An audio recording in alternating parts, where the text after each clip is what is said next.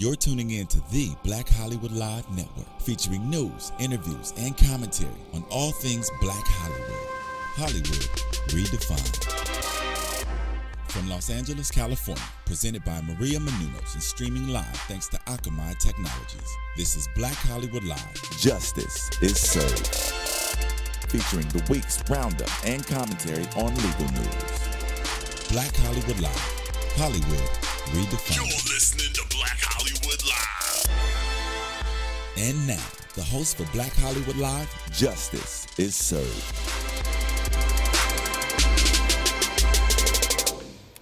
Welcome to Black Hollywood Live, where we keep you up to date with the latest in both legal news and Hollywood. I am your host, Ghebre-Ab, and I am joined by my lovely co-host, Lonnie Coombs. Hey, Lonnie. Hey, great to be here. Oh, great to have you, and great to work with you again. Let's go ahead and get right to it. Yes.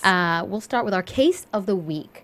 The Oscar Pistorius trial. It's in its fourth week now. Mm-hmm. And Oscar Pistorius, as many of you will recall, famous South African sprinter, famous not only in South Africa, internationally, particularly because he is a double amputee. His story has inspired so many, but he has now been accused and is on trial for murdering his girlfriend, Reeva Steenkamp, and the prosecution has rested, and the defense was actually supposed to open today, but it was delayed for a week because one of the judge's assessors, which is essentially one of the judge's, I don't want to say assistant, but one of the people that assists the judge with coming to a decision because of the non-jury trial system in South Africa, is sick. So the trial or the defense is going to start next Friday and or Monday, whatever April 7th is. And Pistorius' attorney says it's very likely that he is going to testify. All that we have, based off of Oscar's side of the story, is an affidavit that he prepared and signed, which gave his side of the story essentially at his bail hearing. So that's all we have. We have no testimony of Oscar to date, and there's no question that he shot Reeva Steenkamp. But at this point, it's likely that the defense is going to claim a putative private defense. And a putative private defense, from what I'm reading, it's where an accused is found to have genuinely believed that his life was in danger and that he was using reasonable means to avert an attack on himself or his property. And what we're hearing is that based on this defense, he may escape conviction for murder on the grounds that he lacked the requisite intent to kill. But even if this succeeds, Pistorius still could be convicted of culpable homicide if the state can prove beyond a reasonable doubt that a reasonable person in Pistorius' circumstances, which also include the fact that he had no legs, he doesn't have legs, he has prosthetics, could have foreseen the death of another person based on his actions. So I'm gonna toss this to you, Lonnie, because you have been covering this case. You know the ins and outs. I mean, what can we expect from the defense, and in terms of intent, how are they going to prove that Pistorius didn't have any? Well, it's an interesting legal situation in this case. There's essentially two ways that the prosecution can get a conviction here. One is the first-degree premeditated murder, which is what they've charged here, saying that he knew that Reeva Steenkamp was in the bathroom, that they'd gotten into a fight that night, that they were in an argument, that there'd been yelling and screaming going on prior, that she ran into the bathroom to try and get away from him, that he was angry, he got his gun and in rage shot through that door intending to kill her. That's the premeditated first-degree murder, and that there was enough time for him to think about it, premeditated, before he shot. Without the premeditation, still the rage shooting, without any premeditation, shooting through, that's still a murder charge. Now, he is coming up with a very different scenario, which is a very common scenario in South Africa, we know, because of the home burglaries and invasions and violence there, and that is that he believed it was an intruder there behind the door, and he was actually shooting through the door to protect himself and Reeva, a self-defense claim. Okay, that gets it down to murder. But what's interesting is in South Africa, if you claim that here, in Texas or in a lot of the states here in America, that you think there's an intruder in your house, you get to shoot and you can kill them. If you believe that they're there to try and cause you great bodily injury or hurt you, you get to shoot them and you're not going to be prosecuted because they're in your home. They've invaded your private place. There in Africa, it's not the same, despite the fact that they have a much higher rate of home invasions and violence and murders there. They cannot just shoot through the door, believing reasonably there's somebody on the other side of the door, even though you think you're defending yourself and defending your loved ones there in the home. If you reasonably believe, or he should have reasonably believed, that there was somebody behind the door and that what he was going to do could have killed him, that's culpable homicide, regardless of who it is behind the door. Even if it's an intruder, even if it's somebody who might have come out and tried to kill him, that is culpable homicide. And they've had cases like this in the past in South Africa. There's another fairly famous case there where a kind of a noteworthy person thought there was an intruder in his home. He fired his gun, and it ended up being his daughter, and he killed his daughter. And that person was convicted of culpable homicide, but the judge said, this was such a horrible tragedy for you, I'm not sending you to prison. So he got the culpable homicide conviction, but there was no jail time on it. I mean, do you think that there could be a similar, I mean, all the other facts aside, I mean, Oscar Pistorius lost his girlfriend, and according to him, the love of his life, he's devastated. I mean, could there be, I mean, a daughter doesn't necessarily equate girlfriend, but, could there be a similar type of absolutely. outcome? And in the culpable homicide, it is within the judge's discretion as far as the sentencing. So they can get anything from probation up to, you know, I think it's 15 years in prison. So, and there's a lot of leeway there for the judge. And I would think if the judge believes that scenario, that there would be some leniency in the sentencing if the judge did find him guilty of the culpable homicide. The question is, will she, the judge, believe this story that he really believed Riva was in the bed and not behind the door, when there's evidence that, you know, he went by the bed as he went to the bathroom, and people are saying, why wouldn't he know? Why wouldn't he check on her first before he pulls out a gun and starts firing? And the previous girlfriend said, yeah, I was in bed with him a couple of times, and he woke up thinking somebody was in the house. The first thing he did was he turned to me and said, shh, do you hear something? You know, be careful. Did you hear something? Which is what normally people do when you think you hear somebody, you know, you go, oh, do you hear what I hear? I think there's somebody in the house. Look over, see if your partner's in the bed with you. Exactly, instead of just grab your gun first and start firing. So it'll be interesting to see where the judge comes down on his state of mind. And that's why he has to take the stand here. He has to be able to get up and present to her enough emotion and details for her to be able to get into his mind and feel the vulnerability that he's describing, the fear that he's describing, and so she can understand why what he did was totally reasonable and logical and the right course of action for him to take that night. There are a lot of facts that this guy has to overcome, and I am particularly curious about some of the questions that he will face on cross-examination, particularly with his relationship with Riva. There have been reports in the news that they had a somewhat volatile relationship, and text messages and and the like, and also the fact that he has had a I don't know if you would call it a reputation, but there are incidents that have also been reported, maybe where he shot a gun through the sunroof of a car after getting into it with a cop, or leaving his gun in a restaurant and then asking his friend to take the rap for it. I mean, there are things that go to his trustworthiness. There are questions about, again, the relationship because of the text messages. One of the text messages I recall Riva sending that we have been privy to, her stating, you know, sometimes I'm scared of you. And those are a couple of the questions that I think will be asked. But, I mean, other than those, and of course, feel free to elaborate on that. What other questions do you think that that the judges going to want to have answers to? There's going to be questions to him, and then also to the defense experts. There's a lot of ballistics, and you know, the thing about Riva. The coroner said that she had contents in her stomach that showed that she had eaten at around 1 o'clock in the morning, which is not what Oscar said. Oscar said they went to bed at 10 o'clock at night and were asleep during that time. So being up at 1 o'clock goes more to the argument the prosecution has that they were up arguing at the time of the shooting. So those questions will be going to Oscar, but then they'll also be going to the experts. I think that the text messages, you know, there were over 1,700 messages that they pulled up off of these phones. 4 of them were argumentative. 4 of them. And those are the ones were being widely were the ones reported. that's why I wanted to say that those are the ones that the media picked up on. Right.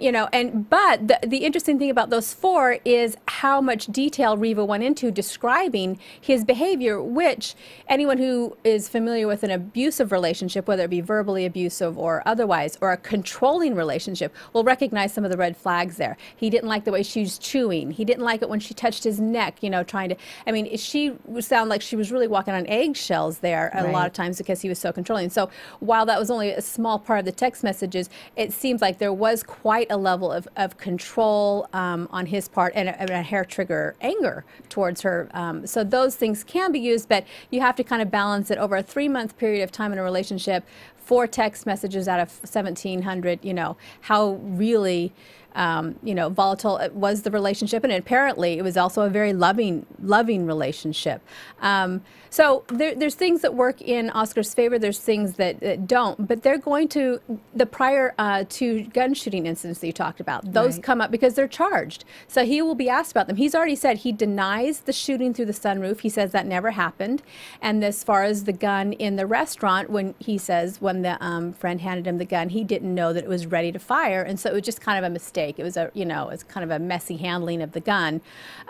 So those things he'll obviously talk about. His defense attorney is extremely capable, and we'll have him prepared now that he has a whole nother week to prepare. He will be ready to go. I think it'll be very dramatic. Talk about good fortune, yeah. Yeah, he's been very emotional in the courtroom, throwing up and crying. I think we'll see some of that on the stand, but I think that his attorney is going to tell him to not overdo it, because you don't want to look like you're trying to manipulate, the judge's emotions. So it's going to be fascinating, and they do believe he will be the first witness on the stand. In South Africa, it's interesting. Here, when a defendant testifies, they're usually the last witness that the defense puts on. But in South Africa, apparently, if the defendant decides to testify and they don't testify first in their case, then the judge may say, oh, he was waiting until the end of his case so he could hear all the other witnesses and tailor his testimony to the other witnesses. So actually, they prefer that they testify first. So that's why everyone was assuming that he was going to be the first one on the stand.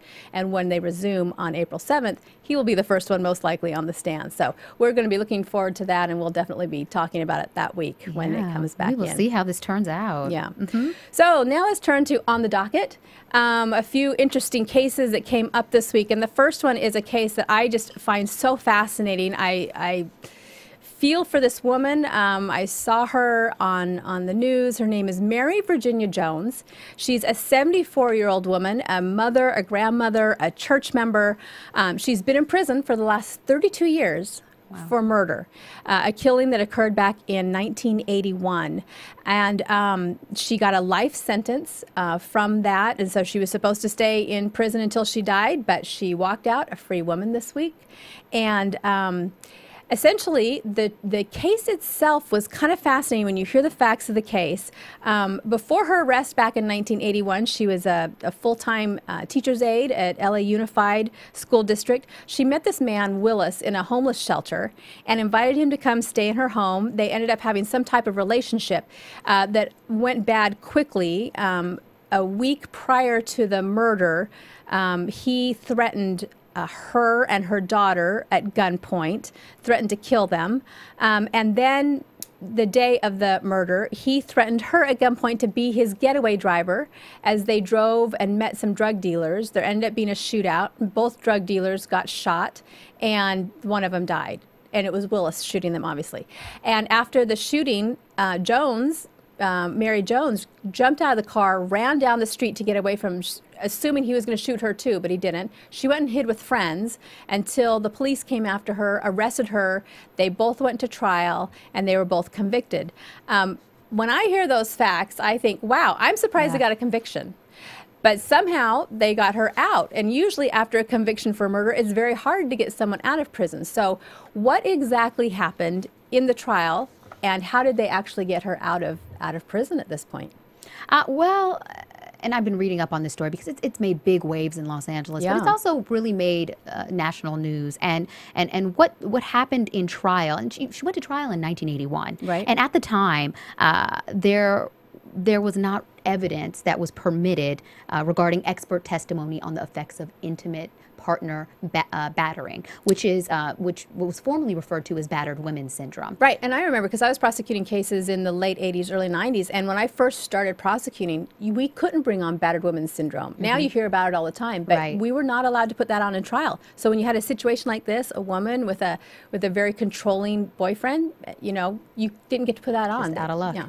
Yeah, and the laws have changed since, obviously, and like you just said. And so the University of Southern California's Law School has a post-conviction justice project where law students work to try to overturn certain convictions that they deem unjust, or where laws have changed since, or where maybe the person didn't get a fair trial. And mind you, Mary Jones, she had 4 trials.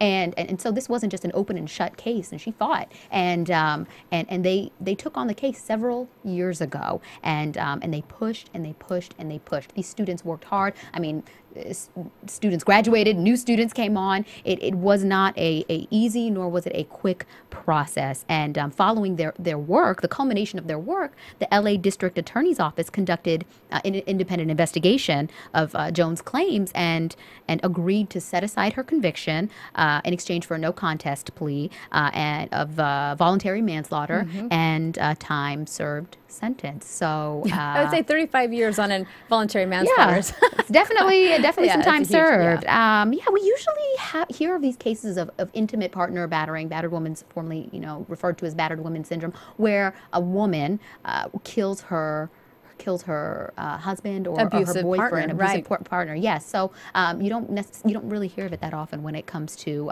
maybe the partner forcing a woman to commit a crime like this. So is this something that is just new to the public, or is it kind of not that common? It's not that common. And actually, the way that the facts of the case were, I don't even know if you really needed the battered women syndrome or the intimate partner syndrome to show that it looks like she was forced into this against her will. And that's why it is so difficult to overturn these convictions, and that's why it took years to do this.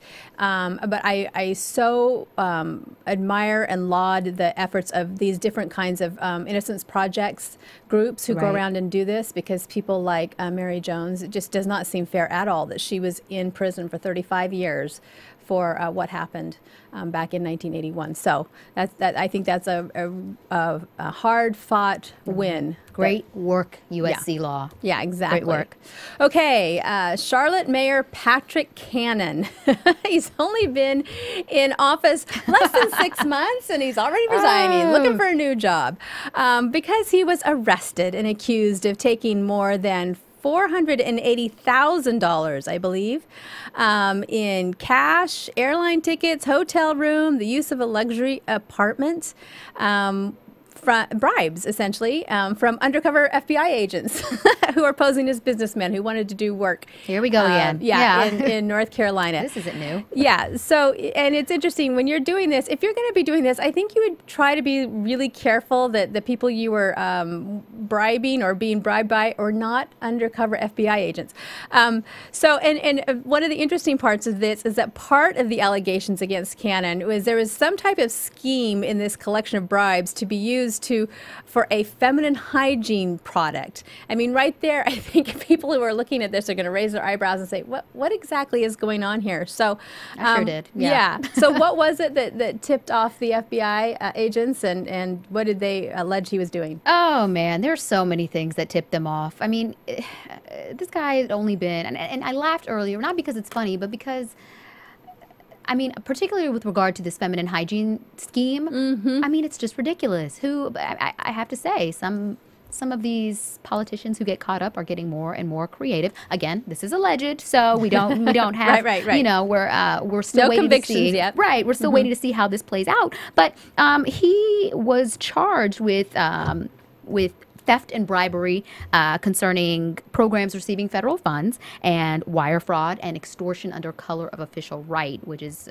his official right being the fact that he was mayor of Charlotte, North Carolina, largest city in North Carolina. And so this affidavit that was filed in support of the complaint not to get back to feminine hygiene, but here we are again, by a FBI special agent. It showed that one of the allegations was that he used the scheme to collect bribes using this purported feminine hygiene product that he was pushing. I mean, there are no bank filings, no corporate filings. The mysterious feminine hygiene product was referred to as hers. I don't know for what. Well, that's an appropriate name. I know, exactly. I don't know for what, but these undercover FBI agents were posing as business people who were investing in certain schemes that Cannon was putting forward. And apparently 12,500 of that amount was given to Cannon as a loan to help him start selling these feminine products. And on that alone, I am just shaking my head. But he resigned. He resigned immediately, same day. This just happened on Wednesday. And I would be very curious to get your thoughts on resignation after charges like this. Is it an indicator of guilt? All the time? Where do you stand on this? Usually people hang in there a little bit longer to fight it, but it sounds like this has been going on for quite a while. And this investigation was not just while he was mayor, but he's been in public service ever since 1993. At the age of 26, he was the first elected to the council, becoming the youngest council member in the city's history. So he has had this this career in so you kind of assume that the bribery has been going on for quite a while. He's honed his skills, but it's, you know, it's sad because he also had a long-time radio show hosting gig, and he's the founder of Easy Parking. So he obviously has other avenues of income, and yet for some reason, when people get into those positions of power, especially, you know, politics, they they want to keep grabbing more and more, and it just seems like easy money. People want to throw money at them, and so they you know, go for it. He's facing up to 50 years in prison and more than $1 million in fines. I mean, it's a sad way to go out. But the fact that he resigned so quickly, my guess would be that he just wants to cut a deal quickly. And one of the things that would probably get the prosecutors to come down a little bit is that he's not trying to continue serving in that capability, in that capacity where he could continue to take more bribes. So that's what it would indicate to me. Yes, I'm sure we'll hear how this plays out in the coming days and weeks. Yeah. Well, one more person who has sadly thrown away a very promising future is an ex-NFL star, Darren Sharper, who it seems like every time you open up the newspaper or turn on the TV or go on the internet, you hear another state is coming after him for charges. And these are very serious charges of raping and drugging women. And we're up to a number of different states now who are alleging that he's essentially followed kind of the same pattern over and over again with different women. And the states are starting to file charges and go after him. And right now he's in L.A. So tell us about some of the charges that are being alleged against him. So the reason this story is making news again this week is because an LA judge on Monday ordered that he remain in jail without bail, and amid these ongoing sexual assault investigations in 5 different states. Well, I have to tell you, the audacity of his parents, his attorneys, to come in and say he should be released on bail. I mean, the chutzpah of that. I cannot believe that the judge did not laugh them out of the courtroom. I mean, he's got all of these charges, very serious charges, and then he's got him in all these other states. The last thing the judge is going to do is let him out of custody. Right. And he'd already been released. So initially charges were brought against him in Arizona. He was released on $1 million bail. And then he was taken into custody in Los Angeles on February 27th, I believe, because New Orleans police issued an arrest warrant for him in connection with 2 alleged rapes there. Right. And so since then, Sharper's been indicted by an Arizona grand jury on 2 counts of sexual assault and 3 counts of administering dangerous drugs. Apparently, you know, this is essentially he's being accused of date rape, and the charges are so disturbing, and it won't go into too much detail, but essentially he's accused of drugging and sexually assaulting at least 8 women in LA, New Orleans, Las Vegas, Arizona. A 9th woman has accused him of sexual battery in Florida. So, well, and essentially what they're saying is the same thing over and over again. They meet him at a nightclub. They're, you know, with him. They agree to go back to a hotel room or whatever with them. They're drinking, and then all of a sudden they don't feel good. They pass out. Then they wake up, and they, for whatever reason, we don't know the details, but they believe they've been sexually assaulted. Right. And it's the same story over and over again by different women in different states. Right. So he's here. He's stuck in jail in LA. I mean, by his alleged own doing. And right now we've got these different jurisdictions fighting over him. Arizona wants to extradite him, bring him back. LA wants to try him first before he goes back to Arizona. So in your experience, I'd be curious to hear how when there is a person that has been charged with this type of case in several states, several jurisdictions. I mean, who gets first dibs? How do you work this out? Yeah, usually the prosecutors in all of the states will kind of get together, hopefully on a big conference call or something, and discuss the cases and decide, okay, who has the strongest case? Start where the strongest case is. And I believe right now they've agreed, and Arizona clarified and said, we're preparing extradition papers, but we're not going to file them until LA finishes their case. Correct. We want them to go ahead and prosecute them first, go through their trial, then we'll extradite them to Arizona. And they kind of just line them up, and at some point, you know, they'll look at the strength of the case and also the resources of the prosecuting agency. Start in LA. Sounds like he'll go to Arizona next. And at some point, if he gets convictions in every place, at some point his attorney might just say, "Look, let's just go ahead and try and do a plea bargain on the other ones instead of going through every trial in every state and get moved around." He may also want to. There might be a state that he prefers to be. Assuming he gets convicted and he's going to be doing jail time, there might be a state that he would prefer to be in custody in, so his attorney could maybe negotiate that out too in exchange for some, you know, pleas to some of the other trials. So it's all kind of negotiating between the prosecutors and then the defense attorney negotiating to see, you know, what deals he can get. And that's all assuming that he's, you know, convicted. But they have to go to trial first and get, you know, usually a conviction in the first trial, and then it kind of snowballs from there. It's a sad story, and we'll be watching and continuing to report back. Our last segment for today, tipping the scales. We've got a little opinion piece we're going to talk about, and bringing back a character from the past, or you know, a character that I think many would wish would stay in the past. In a headline news opinion piece written by Jason Johnson, who's an HLN contributor and a professor of political science at Hiram College in Hiram, Ohio, he makes the case that George Zimmerman is, in a sense, a celebrity, which I think that most people would agree, even begrudgingly, but that he should own his newly found fame instead of, as an innocent man would, instead of running from it as a guilty man would. And there are a few sides here. His argument is that Zimmerman should be on national tours. He should be educating the nation about the importance of gun safety. He should be speaking out against President Barack Obama's My Brother's Keeper initiative. I mean, every time we turn on television, Johnson thinks we should be seeing Zimmerman testifying in front of Congress on the importance of keeping stand your ground laws. I mean, this guy should be out here, according to Mr. Johnson, he should be out here acting innocent and not doing what he's doing now. And he has not kept a low profile since he was not found guilty of, he was acquitted of killing Trayvon Martin and the 17-year-old teenager in Florida. And I mean, he has other options. Other option right now being staying low. And many think he should take Casey Anthony's lead. What does he have to lose? What does he have to gain? I mean, when the Zimmerman verdict came down in July of 2013, a lawyer who represented another famous Florida defendant, Casey Anthony, if you'll recall, who she was cleared of murdering her 2-year-old daughter in 2011. He thought that Zimmerman was going to keep a low profile like his client. That just hasn't been the case. So, you know, we've got these two options here.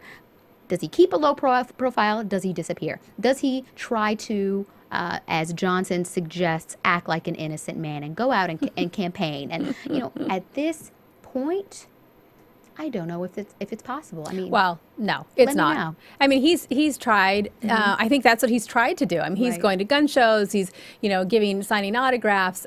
He's trying to keep this high profile. I think he has elevated himself in his mind to this person and a persona that people want to be around, that see him as a hero. I think those people are very few and far between. And even people who might have felt like, okay, the acquittal was just, or it was the right thing to do, his behavior since the verdict has been very offensive to many people. You know, the allegations of spousal abuse, none of them were, you know, they're just allegations, but continually having more run-ins with the police and kind of showing this arrogant approach to the police and kind of a manipulative behavior towards them every time he came in contact with the police. And then, these allegations by the different women in his life that he is being violent with them, that he's pulling guns on them, that he's being physically abusive. So he now has this persona, I think, very different from what he thinks, of being sort of a bully, a thug, and not being somebody who's going to stand up and say, I was protecting myself, Right. Rightfully so. Now it looks like he just, attacks lots of different people. And so I don't think he has any goodwill towards him where people would look at him as an upstanding citizen or an innocent person that they would want to hear from. I think he does need to lie low, but I don't think that's in his personality. I think he likes to be in the limelight. And so I think we'll continue to see things, and now that if he reads this article, he's going to love that article and just think he needs to step up and do more gun shows. I'm sure he will. And, and I totally agree. And to piggyback off your point about this not being in his personality, I mean, I don't really know what he would do for money. I mean, we see him selling his art on eBay. We see there was a possible celebrity boxing match. And then I think because of the outrage, because he would capitalize off of this murder by getting in a boxing ring with people for money. I mean, people were just outraged, so it was canceled. But I think that he doesn't even necessarily have the option right now. I mean, what other options does he have? And that's the other thing. I mean, I think everyone should be able to somehow, provide a living for themselves. And that, like Casey Anthony said, I have to go undercover. Essentially, I'm living off the kindness of people because she can't go out and get a job. She doesn't want to be in the public eye, and she knows as soon as she gets a job, there's going to be, But I think she's smart. She's lying low for a number of years. I think it will die down to the point where if she just goes out and gets a job in some, not a high-profile position, that I think she'll be able to do it. And I think that George Zimmerman would be able to do that as well if he just gave it some time and kind of let everything pass. And but not right now. I know. You don't think he's become too notorious at this point? His Oh, face you know is what? everywhere all the time. But everyone, there's always somebody else down the road. There's always going to be True. another case. And it's amazing how, if people just kind of lay low, there's celebrities out there who keep their private lives because they choose to do that. And I think that there's people who can, even George Zimmerman can, time will pass and he'll be able to, if he stays out of trouble and he doesn't keep doing these things that bring attention to himself, or have any more run-ins with the law, that, at some point people just say, okay, he's got to make a living, leave him alone, let him go, go to work. What are your thoughts on his ability to keep a low profile? I know it's not in his personality, but do you think anytime soon there may be a change in that? No, I don't. And, his attorneys apparently, I mean, you can kind of tell by the way they've pulled back from him that they don't really have much control over him either. I don't know that they had much control over him during the trial. I don't think he really listens to anyone. So I don't think he's going to be taking advice from anyone. Would you foresee an O.J. Simpson type situation where, you see O.J. Simpson, he was acquitted of the murder of his wife and Ron Goldman back in 1995 it was, and then he was taken down and arrested many years later in Las Vegas for completely unrelated charges. Do you think that he may push too far? Yeah, absolutely. I mean, he almost did already a number of times when, these allegations, they fell apart. But I'll tell you, I mean, he's had more run-ins than, the average Joe does, with the police. So he's going to, for his own sake, I would say it would be smart of him to, lie low, but we'll see if he can do it. We will. Anyways, that is our show for this week. We have enjoyed our time with you, and we love talking about these legal cases. Hopefully you'll join us next week. But meanwhile, tweet us, follow us on Twitter. I'm at Lonnie Coombs. And I'm at Rawa, R-A-H-W-A. And then also leave your comments on YouTube. Let us know what you think of the show. And also if there's any stories or cases that you would like us to cover, please leave those comments there also. Otherwise, have a great week, and thank you for joining us. From producers Maria Menounos, Dario Kristen, Tiana Hobson, Kevin Undergaro, and the entire BHL crew, we would like to thank you for supporting Black Hollywood Live, the first online broadcast network dedicated to African American entertainment. For questions and comments, contact us at info@blackhollywoodlive.com. Like us on Facebook, tweet us, or Instagram us at BHL Online. And I'm your BHL announcer, Scipio. Instagram me at Planet Scipio. Thank you for tuning in. The views expressed here are those of the host only and do not necessarily reflect the views of BHL or its owners or principals.